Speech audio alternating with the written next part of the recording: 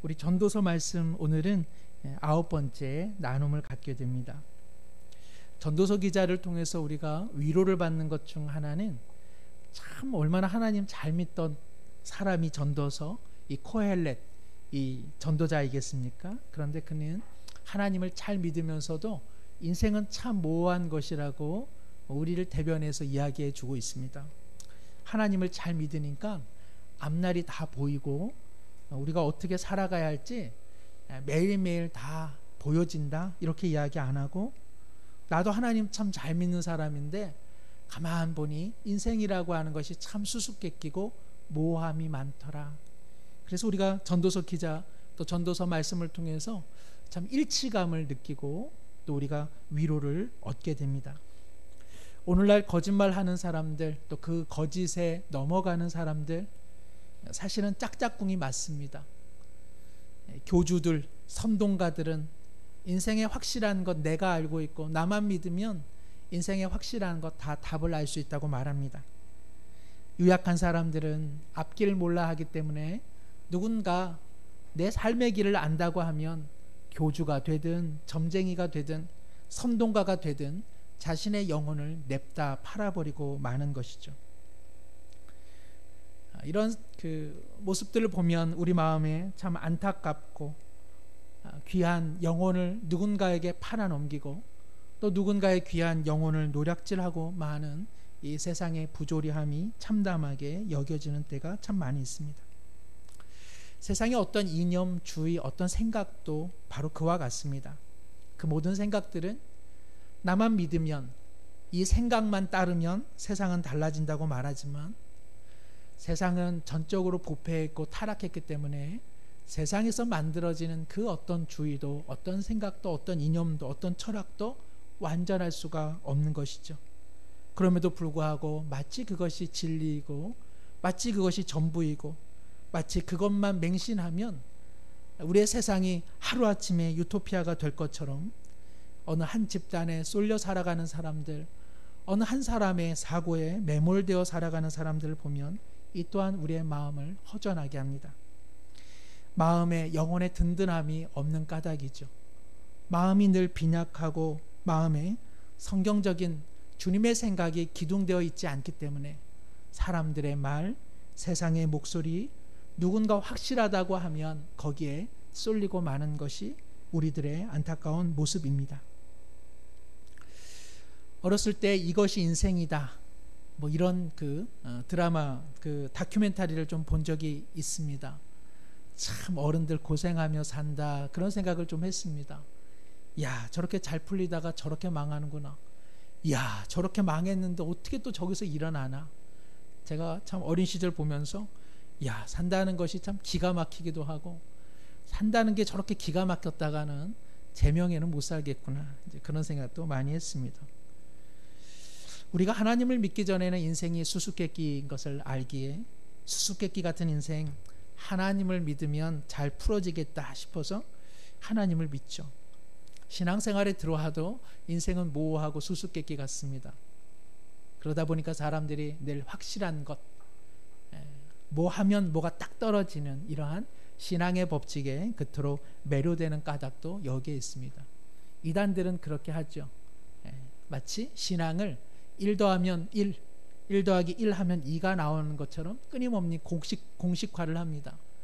사람들이 다 확실한 것을 좋아하기 때문에 그 공식화된 이야기에 그처럼 어리석게도 넘어가는 까닭이 여기에 있습니다.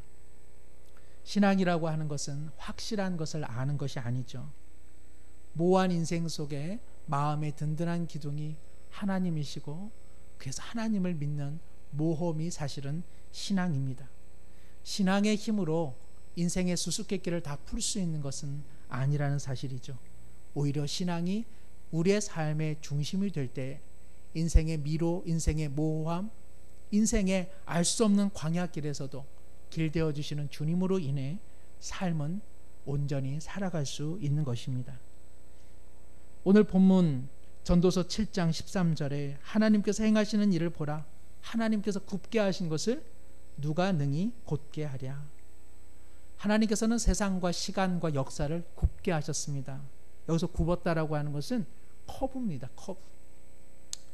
하나님께서 우리에게 던져주는 공이 직구면은 맨 처음에는 속도가 조금 빨라서 어렵지만 어느 정도 익숙하면 직구는 쳐냅니다.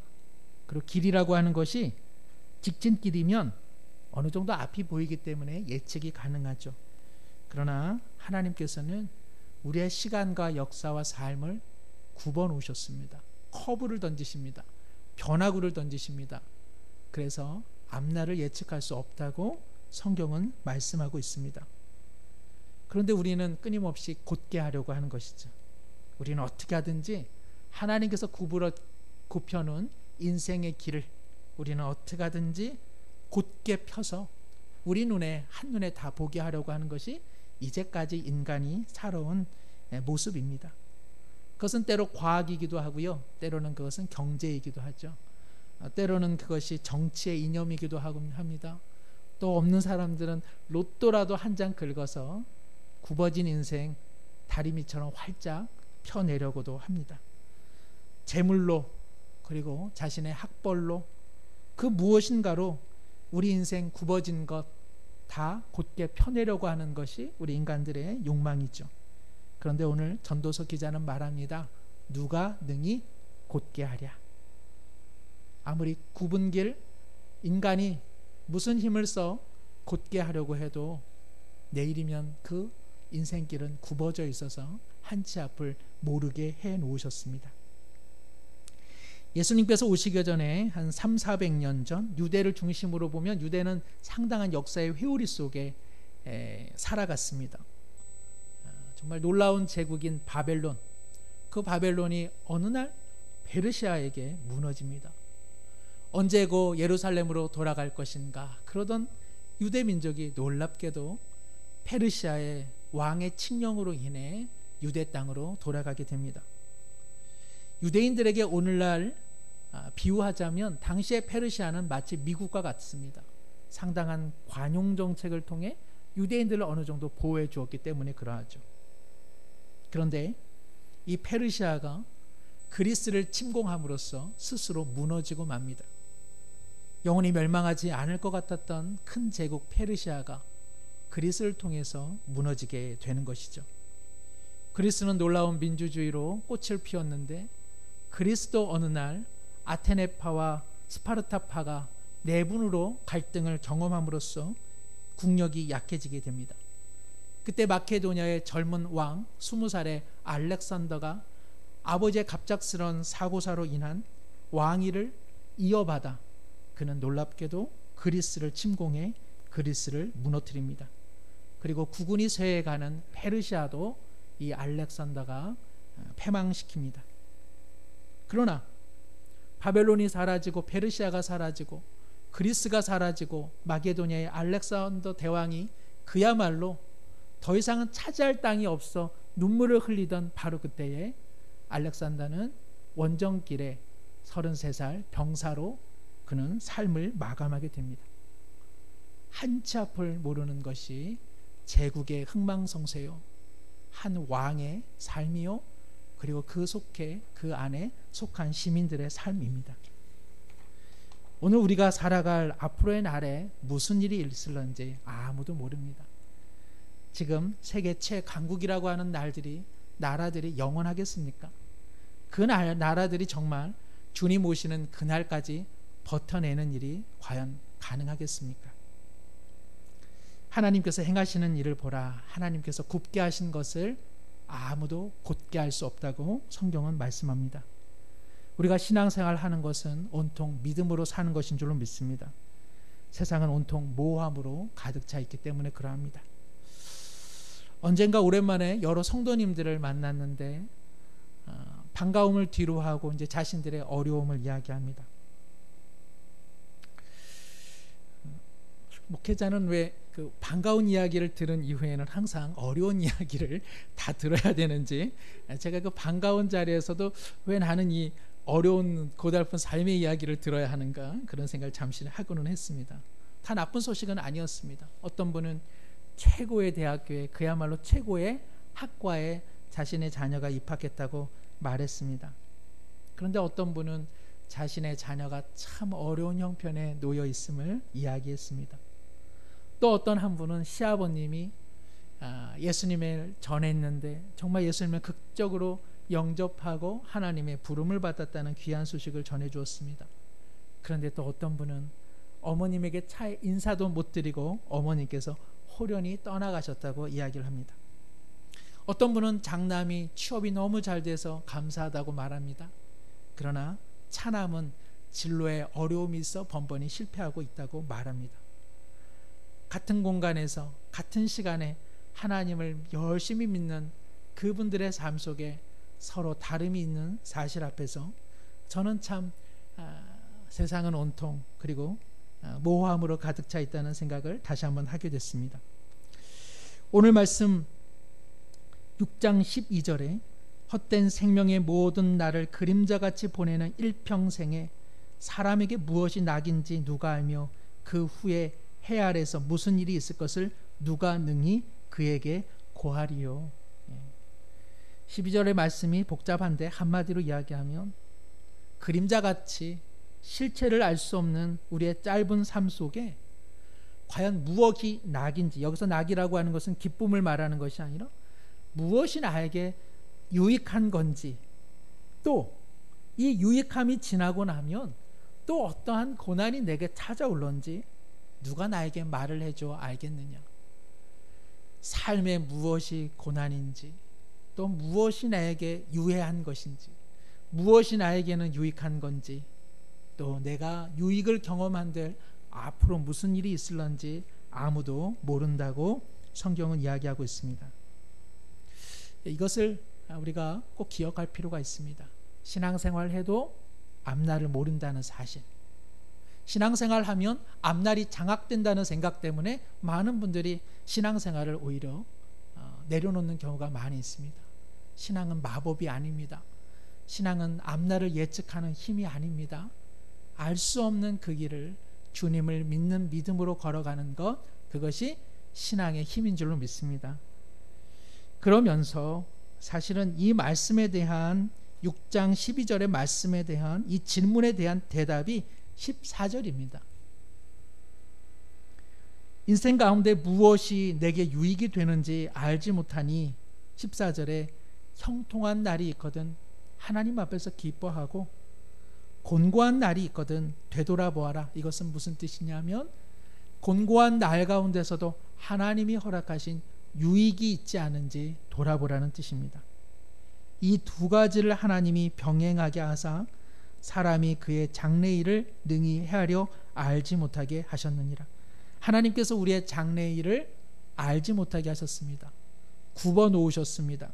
그러니 곧게 하려고 하는데 마음과 에너지를 쏟지 말고 형통한 날에는 기뻐하고 삶이 힘겹고 어려운 때는 그 안에도 담겨있는 하나님의 뜻이 무엇이 있는지를 찾아보라고 지금 성경은 말씀하고 있는 것입니다. 우리가 한번 이런 그림을 전체적으로 기억하면서 오늘 본문 6장 10절부터 조금 말씀을 함께 나누도록 하겠습니다.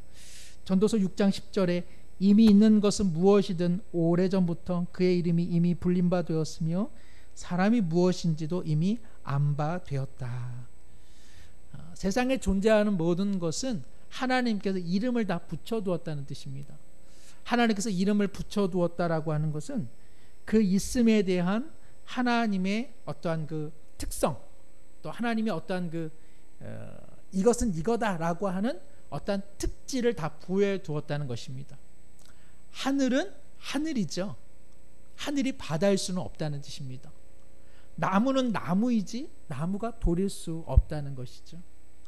돌은 돌이죠. 돌이 결코 경배의 대상이 되는 신이 될 수 없다는 것입니다. 사람이 무엇인지 이미 안바되었다. 하나님께서 사람을 아담이라고 호명하셨습니다. 아담은 아담아, 즉 흙이라고 하는 말이죠. 하나님께서 인간을 너는 흙이라는 존재야 라고 말씀하셨다는 것입니다. 흙이라는 사실은 무엇입니까? 부셔지기 쉽고 그리고 무너지기 쉬운 연약한 존재, 그것이 바로 인간의 이름입니다. 하나님께서는 우리를 아담아 부르심으로써 너의 연약한 체질을 알아 내가 너를 빚어주겠다라고 하는 뜻을 갖고 있는 것이죠. 하나님께서는 우리의 삶 가운데, 자연 만물 가운데 어떠한 속성과 특질을 다 거기 하나하나에 부여해 두었습니다. 그러므로 자족하고 만족해하는 삶을 살아야 될 까닭이 여기에 있습니다. 새가 날개를 가졌으니 새는 하늘을 날아다니는 것이 그의 행복입니다. 새가 만일 나는 바다에 들어가고 싶다라고 한다면 그의 삶은 마감이 되고 말 것입니다. 새가 날개를 가져 하늘을 날아도 정말 행복할 수 있는 까닭은 무엇입니까? 하늘이 넓기 때문에 그렇습니다. 하나님께서 날개를 주었는데 날아다닐 창공이 너무 비좁다면, 그렇다면 정말 새는 행복할 수 없을 것입니다. 물고기가 헤엄을 칠 수 있는 능력이 있습니다. 그리고 하나님께서는 마음껏 헤엄칠 수 있는 거대한 바다와 대양을 만들어 두었습니다. 하나님께서는 비록 우리가 흙의 사람이지만 하나님을 의존하여 살 때에 우리 안에 있는 무한한 은총의 잠재력들이 발현될 수 있는 넓은 자유의 울타리를 허락해 두셨습니다. 그런데 우리는 자꾸 에덴 중앙에 있는 선악을 알게 하는 나무 한 그루에 마음을 두는 교만한 마음을 가졌던 것이죠. 그러니 우리는 다른 삶을 살아야 우리 인생 가운데 행복이 있는 것이 아니라 하나님께서 명명하시고 호명하신 그 인생을 온전히 살아내면 그 안에 우리의 참 행복과 기쁨이 있다는 것입니다. 하나님께서 예정하시고 정하신 것은 우리에게 불행한 것이 아닙니다. 오히려 하나님께서 두신 그 특질과 그 특성답게 살아날 때 우리는 가장 행복한 존재가 된다는 것이죠. 그러므로 10절 하반절에 자기보다 강한 자와 능히 다툴 수 없고, 또 11절에 헛된 것을 더하게 하는 많은 일들, 여기서는 많은 일들이라고 되어 있지만 사실 이것은 말을 의미합니다. 하나님에 대해서 다투고 또 하나님과 함께 무수한 헛된 말들을 내뱉는 것이 그 사람에게는 전혀 유익이 되지 않는다는 것이죠. 물론 우리의 삶에 때때로 고통이 있고 어려움이 있습니다. 그럴 때 우리는 하나님 앞에서 토로할 수 있습니다. 시편의 3분의 1은 다 탄원시입니다. 마음이 답답하고 억울하고 왜 하나님이 만드신 세상이 이처럼 부조리하냐고 하나님 앞에 호소하는 시가 시편의 대다수를 차지하고 있습니다. 그런데 시편의 그 내용들이 수록된 까닭은 바로 탄원과 억울함과 호소에서 시작해서 시편의 각 말미는 하나님을 향한 감사, 하나님을 향한 믿음, 하나님을 향한 신뢰로 끝마치고 있습니다. 우리도 하나님 앞에 토로하고 눈물 흘리고 항변할 수 있고 왜 이러냐고 가슴치며 말할 수 있습니다. 그러나 우리의 마지막은 찬양과 감사로 맺는 것이 온당한 줄로 믿습니다. 왜냐하면 하나님께서 우리를 향한 생각은 평안이기 때문에 그러합니다. 오늘 이어서 말씀 7장 1절에 좋은 이름이 좋은 기름보다 낫고 죽는 날이 출생하는 날보다 나으며, 이제 7장 이하에는 어떤 것과 어떤 것을 비교하면서 이것이 낫다 이렇게 이야기합니다. 예를 들면 좋은 이름이 좋다, 초상집이 좋다, 슬픔이 좋다, 그리고 지혜로운 사람의 책망이 더 좋다, 이렇게 말함으로써 인생의 곤고한 날이 있을 때에도 거기에는 우리를 향한 하나님의 유익함이 있음을 꼭 기억하라는 것입니다. 만약에 전도서 말씀을 읽으시면서 인생이 다 그림자 같아서 헛되고 인생은 수수께끼 같아서 이런들 저런들 그냥 살아가는 것, 이렇게 전도서 말씀을 읽는다면 그것은 전도서와는 전혀 다른 방향으로 성경을 읽어내는 것입니다. 전도서는 말합니다. 인생의 곤고한 날들이 올 때에 그 안에 숨겨져 있는 하나님의 손길, 하나님이 내게 베푸시는 은혜가 무엇인지를 꼭 찾아내라고 하는, 오히려 허무한 생각이 아니라 적극적인 신앙으로 우리를 이끌기 때문에 그러합니다. 여기 좋은 이름과 좋은 기름이 있습니다. 여기 좋은 기름이라고 하는 것은 물론 세상적인 세상적인 명예, 세상적인 그 좋은 것을 의미한다고 할 수 있겠죠. 히브리어로 좋은 이름은 쉔이고요. 좋은 기름은 쉐멘이라고 합니다. 쉔과 쉐멘 비슷하지만 그러나 쉔을 선택하라고 성경은 말씀하고 있습니다. 우리는 때때로 나의 그리스도인이라고 하는 이름과 또 세상의 어떤 가치와 충돌할 때가 있죠. 그럴 때 전도서 기자는 비록 삶이 곤고한 어려운 때라 할지라도 하나님의 백성이라고 하는 이름을 포기해서는 안 된다고 이야기하고 있습니다. 어떤 사람은 말과 글보다 그 사람의 삶의 모습을 보는 것이 더 좋을 때가 있습니다. 어떤 사람은 그 사람의 삶의 모습보다 그 사람의 말과 글이 훌륭할 때가 있죠. 그런데요, 어떤 사람은 그 사람의 삶의 모습을 보는 것과 그의 글을 읽는 것이 일치하는 사람이 있습니다. 우리가 흔히 말하는 언행일치의 삶을 사는 것이죠. 그래서 어떤 한 작가는 어느 한 위대한 작가를 향해서 이렇게 말한 적이 있습니다. 그 사람의 삶과 그 사람의 책 두 가지를 볼 필요가 없다. 그의 책을 읽기만 해도 좋다. 혹은 그의 삶을 보기만 해도 좋다. 오늘 전도서 기자는 인생의 곤고한 날 그리스도인이라고 하는 이름을 선택해야 되는가, 아니면 세상의 명예를 선택해야 되는가, 그럴 때 하나님의 백성으로서의 이름을 선택하라고 이야기하고 있습니다. 그러면서 죽는 날이 출생하는 날보다 낫고, 또 2절에 보니까 초상집에 가는 것이 잔치집에 가는 것보다 낫다. 또 4절에도 지혜자의 마음은 초상집에 있고 우매한 자의 마음은 혼인집에 있다. 돌잔치, 결혼식, 환갑잔치 이런 게 더 마음 가면은 기쁘죠. 그러나 장례식장은 우리 마음 가운데 조금 슬픔을 안겨줍니다. 그런데 전도서 기자는 인생의 곤고한 날이 누구나 있으니 언젠가는 죽음을 맞이하게 되나니 기쁨의 자리보다는 오히려 애곡하고 삶의 끝자락이 있음을 알게 되는 그 자리로 발걸음을 옮기라고 이야기하고 있습니다. 사람은 태어날 때 이름을 받습니다. 그리고 장례식장에 가면 제일 먼저 무엇을 확인하십니까? 돌아가신 분 그 명단이 어디에 있는지, 어느 장례소에 모시게 됐는지 이름을 확인하게 되죠. 처음 이름을 받은 날, 그리고 마지막 이름이 기록된 날, 우리는 그 둘 사이에 살아가고 있습니다. 옛날 금원에는 사람이 이름을 3번 받는다고 합니다. 한 번은 부모님에게 이름을 받고요, 두 번째는 사람들에게 이름을 받고, 그리고 마지막으로는 자기가 자신에게 이름을 부여한다고 이야기하고 있습니다. 우리에게는 부모님께서 정해준 이름만 있지 않습니다. 사람들은 서로를 향해 또 다른 이름을 호명하며 살아가죠.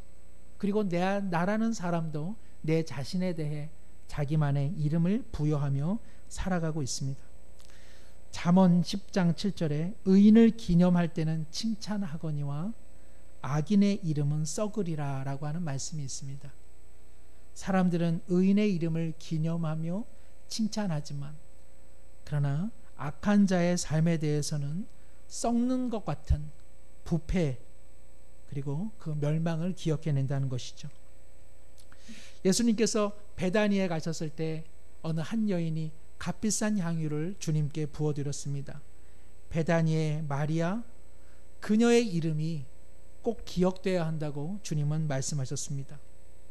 유다라고 하는 이름은 찬양을 의미하지만 가룟 유다에게 있어 그 이름은 배반이요, 그리고 악취가 나는 이름이 되고 말았습니다.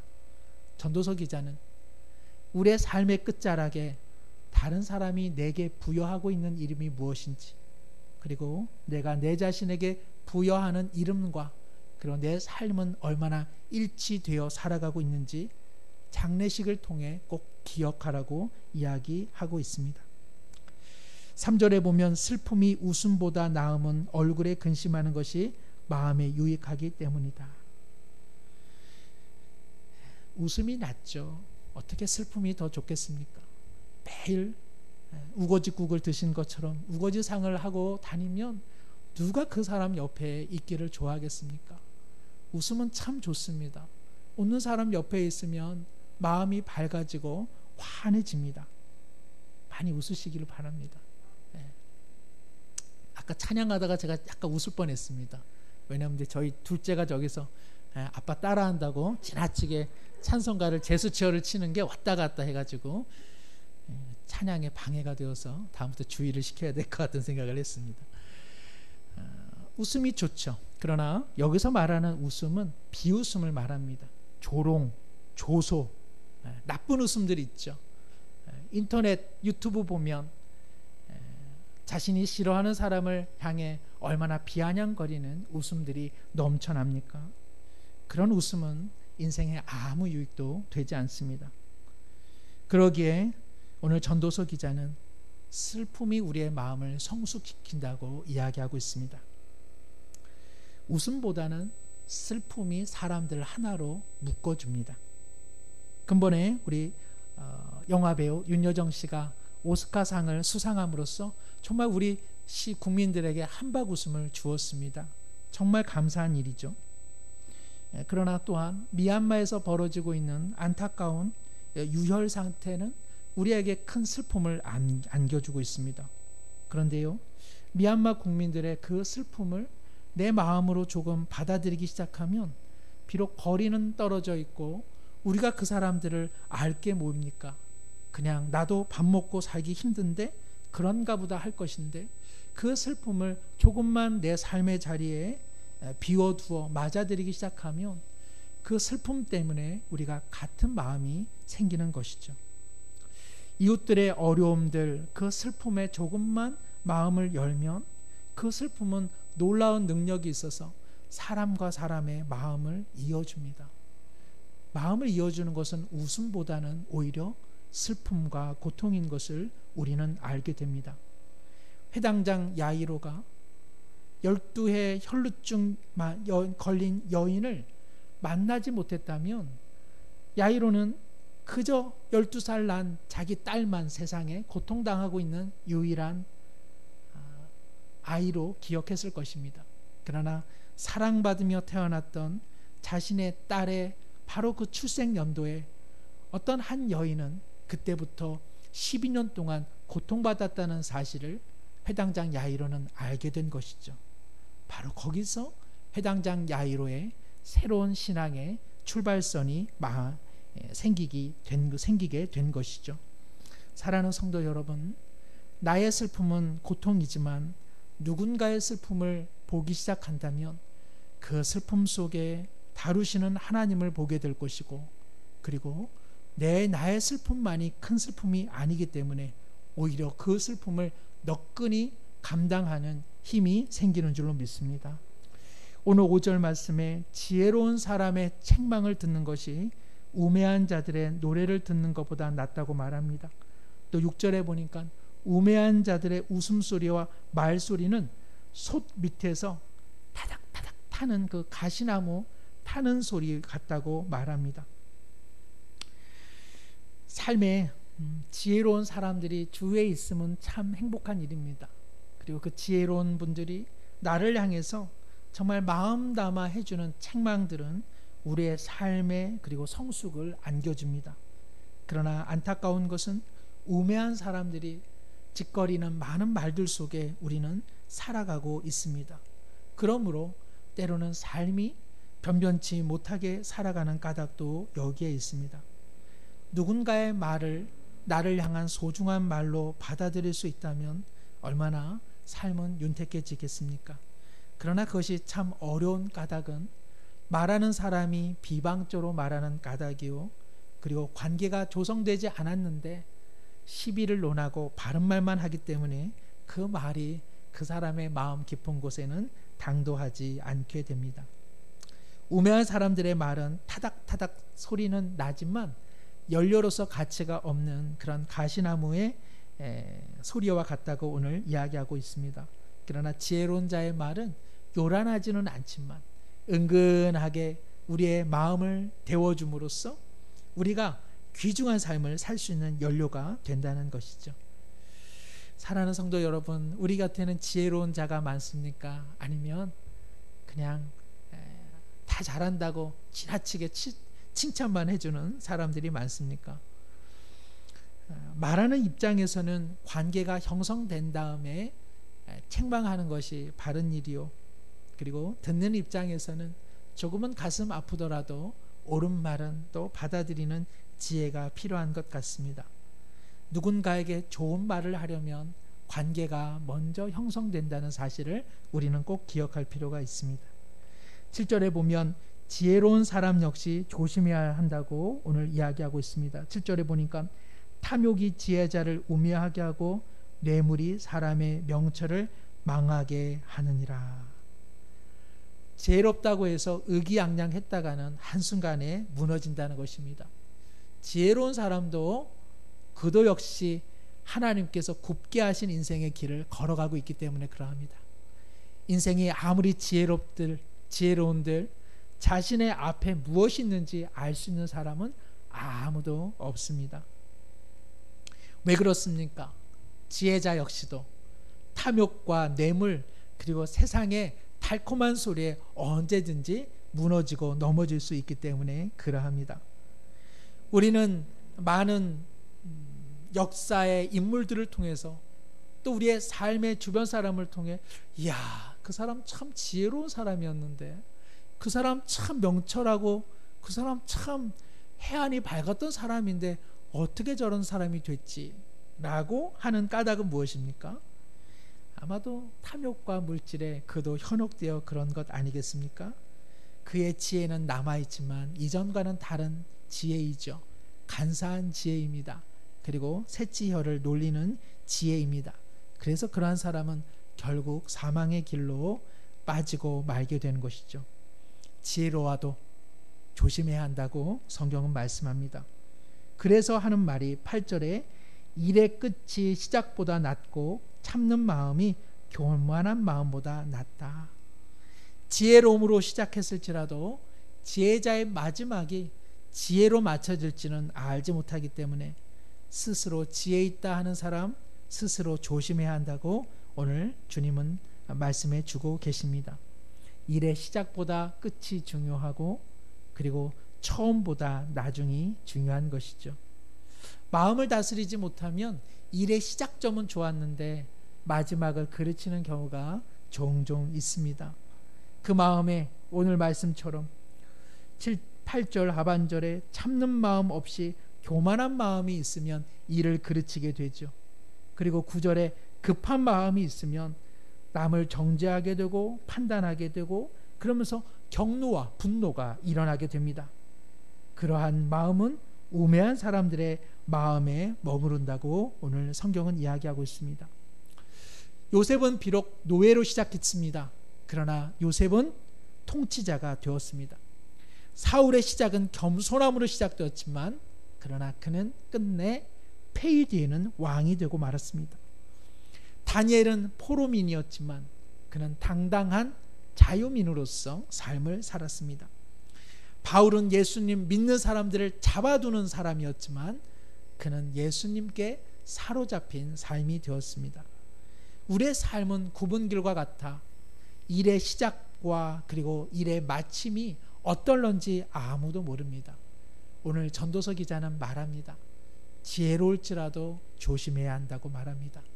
역시 우매한 자도 그 마음의 교만함과 분노를 잘 다스리기만 한다면 그의 시작보다 그의 마지막이 반드시 좋을 것입니다. 오늘 10절에 옛날이 오늘보다 나은 것이 어찌미냐 하지 말라 이렇게 묻는 것은 지혜가 아니니라. 일의 마무리가 삶의 마무리가 잘 되지 않아서 자꾸만 지난 과거만 읊조리는 것, 이것은 지혜가 아니라고 전도서 기자는 말하고 있습니다. 그야말로 지나간 시간은 지나간 것입니다. 옛날이 오늘보다 좋다는 것, 그러면 자꾸 과거 회귀적인 삶을 살아가게 되는 것이죠. 오늘 전도서 기자는 인생은 늘 그런 거니 과거로 돌아가라고 이야기하지 않고 바로 오늘을 잘 살라고 이야기합니다. 오늘을 잘 살면 어제가 잘 산 것이고 오늘을 잘 살면 내일을 잘 살게 되는 줄로 믿습니다. 우리는 오늘을 살아갑니다. 우리는 지금만 살아갑니다. 지금 충실함으로 살아갈 때에 우리의 과거가 잘 되고 우리의 미래가 잘 되게 되는 줄로 믿습니다. 이러한 지혜가 11절에 유산이라고 성경은 말씀합니다. 하나님으로부터 받은 유산이라고 말할 수 있습니다. 햇빛을 보는 자에게 유익이 되도다. 햇빛을 본다는 것은 이 땅에서 삶을 살아가는 자에게 정말 소중한 재산이 있다면 그것은 바로 이와 같은 지혜인 것이죠. 그는 12절에 지혜의 그늘 아래 산다고 말합니다. 그리고 이 지혜의 그늘 아래 사는 것이 돈의 그늘 아래 사는 것과 같다고 이야기합니다. 여기서 말하는 돈은 긍정적인 의미입니다. 삶에 필요한 것들을 제공해 주는 돈, 힘들고 어려울 때에 문제를 해결해 주는 돈, 그리고 오늘과 내일을 좀 더 윤택하게 살아갈 수 있도록 도와주는 의미로서의 그 돈처럼 지혜가 우리의 삶을 풍성하게 해주는 것이되, 그러나 12절 하반절에 지혜에 관한 지식이 돈보다 더 유익함은 지혜가 그 지혜 있는 자를 살리기 때문이라고 이야기합니다. 지혜가 있는 사람은 그 지혜를 더욱 사모함으로 그 인생에 선순환이 일어난다고 하는 것이죠. 사랑하는 성도 여러분, 오늘 전도서 기자는 인생의 곤고한 날, 즉 죽음, 초상집, 그리고 자기의 명예를 지켜내는 일, 그리고 누군가의 책망을 듣는 일, 그리고 삶의 마지막 순간, 이 모든 일들이 현실에서는 가슴 아픈 일들이지만 바로 이 속에 하나님의 은혜가 숨어 있음에 그 지혜를 소중히 간직하라고 이야기하고 있습니다. 이에 비해서 우매한 사람들은 끊임없이 좋은 기름을 찾을 것이요 잔치집을 연모할 것이고, 그리고 웃음과 그리고 우매한 자들의 노래소리에 늘 현혹되며 일의 시작만 좋으면 다 되는 것처럼 여길 것이되, 그러나 굽은 인생길에서 곤고한 날을 맞이하는 사람들은 반드시 이와 같은 지혜를 자산을 삼아 살아야 한다고 오늘 충고하고 있습니다. 오늘 말씀을 맺습니다. 하나님께서는 형통한 날에 기뻐하라 말씀하십니다. 이것은 정말 크게 어려운 일 아닙니다. 그러나 문제는 곤고한 날에 하나님의 뜻을 발견할 수 있는 지혜가 있는가 하는 것이죠. 인생은 굽어져 있습니다. 누구도 우리의 인생길을 곧게 펴내지 못합니다. 그러므로 굽어진 인생길 가운데 우리에게 어떠한 자산이 있습니까? 우리에게 지혜가 있습니까? 우리가 그 지혜를 사모하고 연모할 때에 우리 마음 가운데는 든든한 하나님의 기둥이 세워집니다. 그래서 인생 앞길 모른다 할지라도 우리는 당당하게 주님의 은총의 품 안에 결국은 도착하게 될 줄로 믿습니다.